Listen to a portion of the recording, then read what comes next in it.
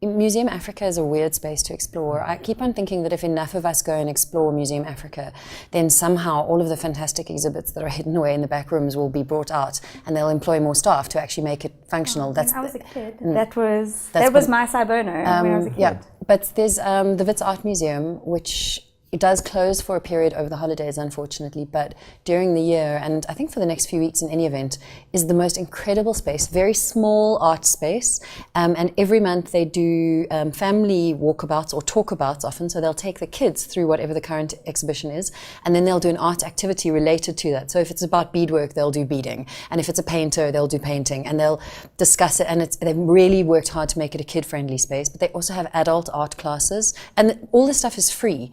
Sometimes you may have to pay extra for materials, but mostly the classes are free, where they'll do portrait painting or sketching or whatever, and there's a cafe next door. So I think WAM for me it's a sign that how much Jo'burg really would love more museum and art spaces if people made them accessible, friendly, safe, clean, all of that sort of stuff. We want them. We're not an uncultured city at all. And then other, I suppose, natural spaces like the Melville Koppies, the Roodepoort Botanical Gardens, the Walter Sisulu Gardens that's just, I mean, take a picnic blanket. You cannot find a better patch of lawn in the whole of Johannesburg than those gardens. And there's lots of parking, and it's accessible, well signposted. These things that the practical parent needs to know, or the practical person needs to know. It's not something that is a schlep to get to. But I found what has really changed Jo'burg for me is the advent of these the bus. The open-top buses. The open-top buses. So you can jump on the bus and stop wherever you want to go to. Don't have to worry about parking or anything like that, and start exploring. And I'm told that, for example, the Transport Museum, which I remember going to when I was a little... Transport Museum near Turfentine, Yeah, I mean, who goes to Turfentine?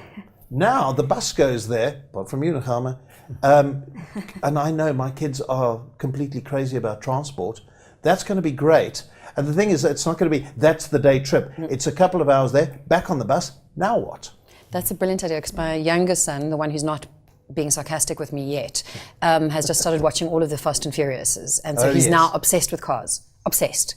He keeps on asking, I have no idea what to do with it, because I'm not a car person. So James Hall is going to be on the list actually next week, I think. There's also the Workers' Museum in Newtown.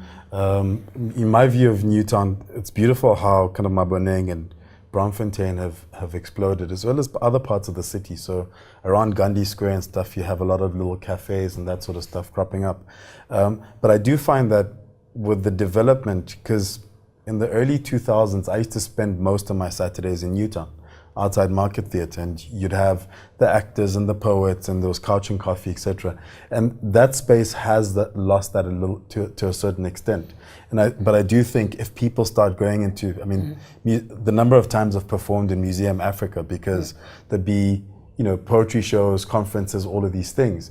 And it feels to a certain extent like that tension has gone away from that space. So I do think it needs more and more people to start actually engaging with it. It is the focus of quite a lot of, this isn't travel necessarily, but there's a lot of development being centred around Newtown that's relating back to also the bus rapid transit system and the Gautrain and Park Station, more low-cost housing that's coming up there, and that's why the mall got approved for development there. There are improvements happening at the Market Theatre. So the whole precinct is, and that's JDA-led and city-led, not private investor-led, which is good, because we need the city and the state and the province, whatever, to lead initiatives too. There's that Newtown one, what's it called?